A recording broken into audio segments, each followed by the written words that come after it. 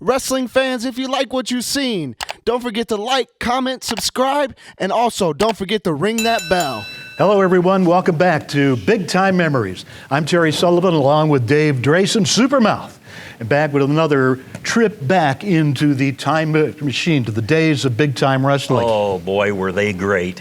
And we've gotten a lot of great questions in. And today's question, of course, when you talk about wrestling in Detroit, there are some names that immediately come to mind. And one of those, the one and only, Bobo Brazil. Oh, Bobo Brazil was the hero of big time wrestling. Yeah, generations of fans. You know, if there was the good and the evil, you know, in the world of professional wrestling in Detroit and around the world, the evil would have to be the Sheik, but the premier good guy would have been Bobo Brazil. Bobo and the Sheik probably wrestled each other, what, 10,000 times? Oh, they're still wrestling each other up in heaven, I believe. And you know, it was always what we would call a guaranteed draw. Even when they got older, still the very thought of the Sheik versus Bobo Brazil would sell tickets. Oh, if you had the name on the marquee, the Sheik and Bobo Brazil, you know, you can guarantee yourself a sellout. Yeah. But let's go back in time with Bobo. Yeah. He was born by the name of Houston Harris on July 10th, 1923 in Little Rock, Arkansas. And when he was a youth, Bobo was very big into baseball. Right. His heroes were Jackie Robinson and the Negroes of those early baseball days. And that's what Bobo wanted to do. But at one point, he happened to meet Jumpin' Joe Savoldi.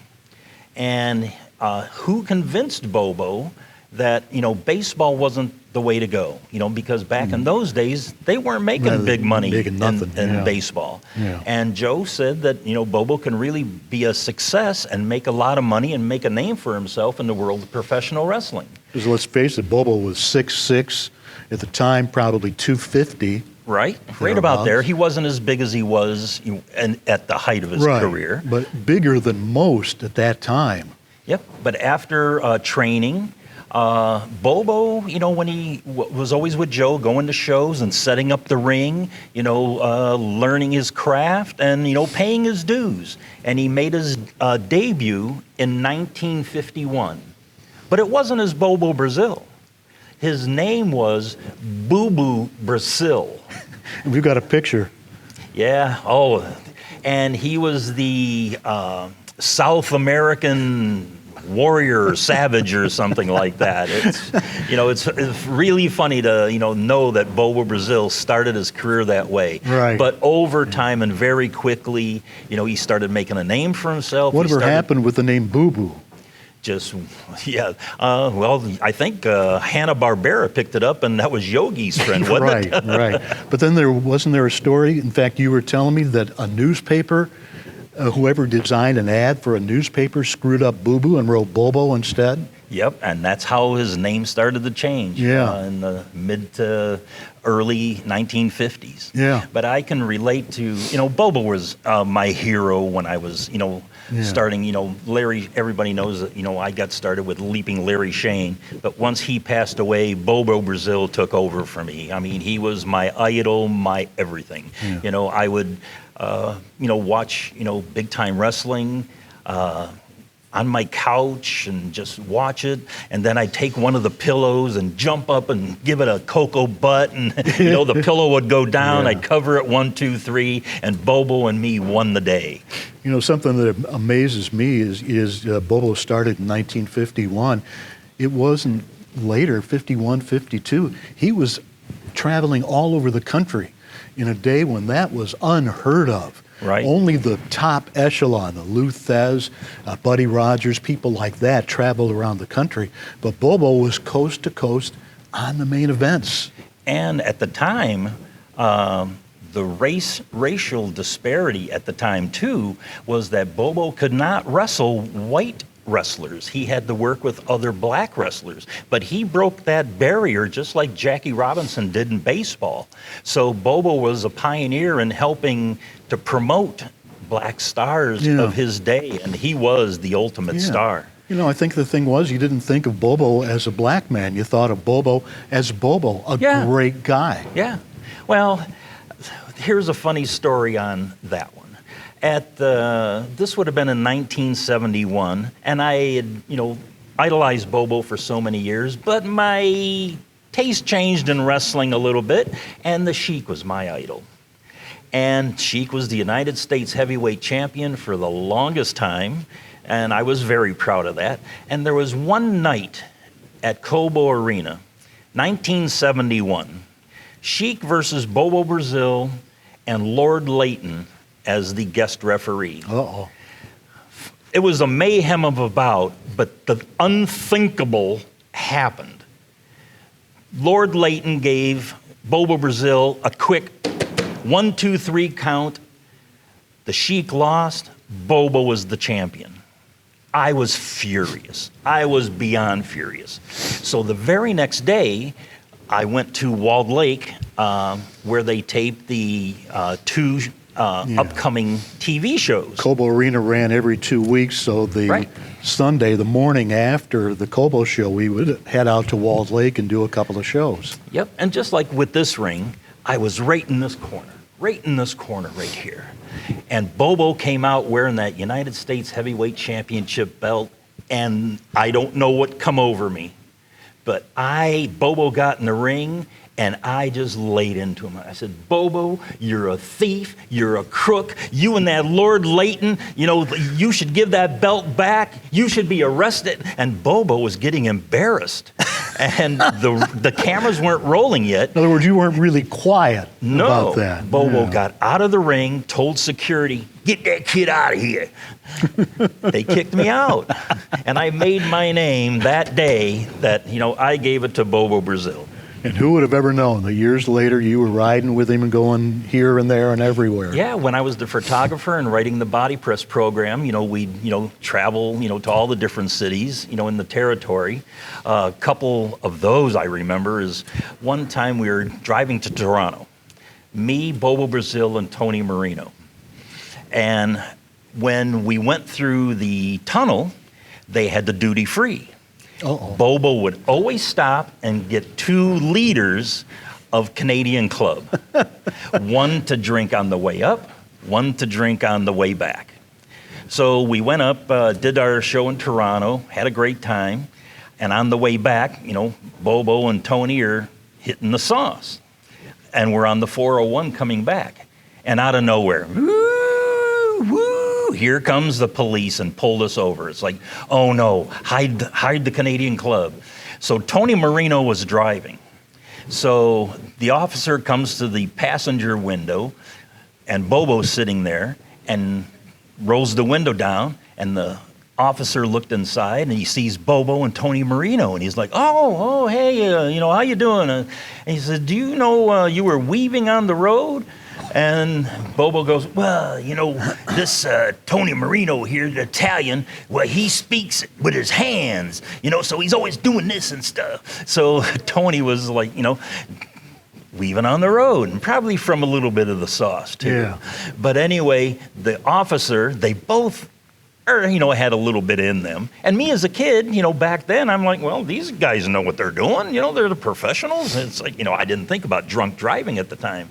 So the officer tells Bobo to get out of the passenger seat and you drive, and Tony, you get back over here. And Marino was furious. I wasn't talking with my hands. I said, and he just complained all the way back home.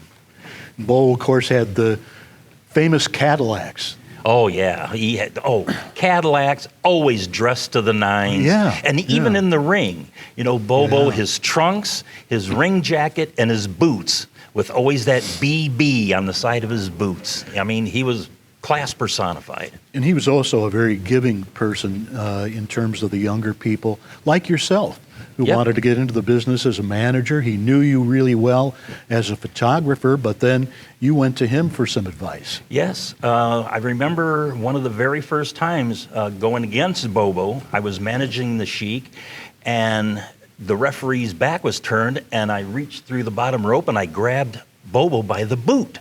And I held on. And it's like, we got back in the dressing room later, and he says, "Hey, champ, let me tell you something. Just put your hand on my boot. I know you're there. I know what you're doing. You don't have to tie me up." And it's like it was one of the best pieces of advice I ever learned. I learned about the wrestler's handshake from Bobo Brazil. Oh, can we give it? Yeah, It's just like, yeah. It's very light as a feather, light as you a know? feather. You don't go in there and reach in your own. No, you no. get that. Yeah. Here, let me ask you this. Back in 1968, when we were, both young and friends at that Yep. time, I happen to know of a person who had a Bobo Brazil fan club. Would you know who that would be? That would be me. Yep, I was a Yeah. member of the Bobo Brazil fan club that you had. Yeah. I was into, back in the day, a lot of the big stars had fan clubs, and the wrestling magazines like Wrestling Review or Ring or Wrestling World would have a fan club section. And I, of course, joined all the fan clubs, and I wanted to get in on that myself. And I thought, well, who else, who better, who bigger than Bobo Brazil? So I talked to him one night at the Toledo Sports Arena, and I was shocked as heck. And he gave me his permission. Yeah, it was a great little club. Didn't last long. No. But I have a copy, and I think you have a copy. Do you know what I'm talking about? What, the fan club bulletin? No, not the fan club bulletin. Something that Bob Finnegan Oh, did. yeah, that's right, yeah. Bob Finnegan, one of the announcers for Big Time Wrestling back in the day, was also a very prolific songwriter Yep. and singer.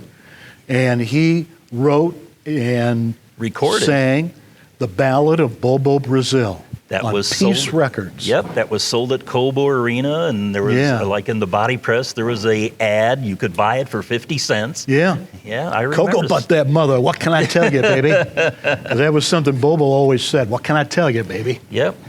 And then going on after he, passed away, he retired in 1993. He was, up in age. Bad knees, Yeah, right? very bad knees. It was hard for him to get in and out of the ring and do what, he was used to doing, Yeah. and entertaining the fans. And he opened up a grill in his hometown of Benton Harbor, Michigan, called Bobo's Grill. Never ate there, but, it was a very, successful, thing. I don't know if Bobo cooked at all. But I'm sure he ate well at his grill. Yeah. But I had the honor that I wrote the story on Bobo Brazil for the Pro Wrestling Hall of Fame when he was inducted into the Hall of Fame. I was supposed to do the induction speech for him. I had my speech written out and everything, but at the last minute they figured, well, we're going to have a person of color do it instead. I got pushed aside, and they had Tony Atlas do it. Tony, of course, was close with Bobo? Oh, he never met him. He had never met Bobo. That's the very first words out of his mouth for Bobo's induction. He says, I never met Bobo Brazil, but, and he just went on ranting and raved about promoters and how, he didn't make money and stuff. And it's like, I just felt, Bobo was rolling over in his grave over that idiotic induction speech. Something else I wanted to ask you about. Often I see on Facebook groups and things like that Bobo Brazil and Big Money Hank James were brothers. Once and for all. No. Not true. They were not. You can get the, quote unquote smart marks out there that know more than you, who, you knew Bobo well, I knew him very well. We knew, Hank James well, right. When he came in, and he was no relation to Bobo None at at all. None at all. So let's put that to rest. Hank James, Bobo Brazil, not related. Right. And as a final tribute, Terry, let these wrestling fans hear it one more time. One more time. How you would have introduced our host and guest today, Bobo Brazil. Ladies and gentlemen, from Benton Harbor, Michigan, weighing 298 pounds, Bobo Brazil. Bobo Brazil, one of the greatest of all time.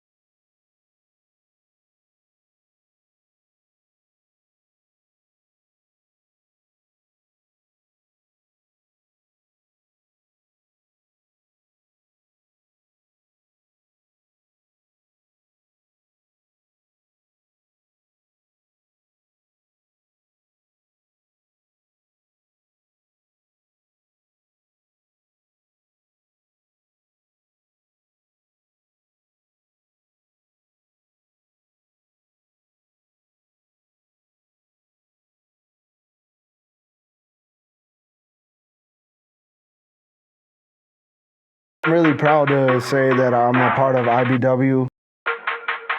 I take pride in IBW that we are a family-run company. It's a fight. It's a sport. At IBW, tradition has always mattered. You're going to see world-class professional big-time wrestling at its best. This ain't no sports entertainment. This is professional wrestling. International Big Time Wrestling's The Fix. Each and every week, your fix of IBW action. You want entertainment? Look no further than RoX-TV. International Big Time Wrestling! Wrestling fans, if you like what you've seen, don't forget to like, comment, subscribe, and also don't forget to ring that bell.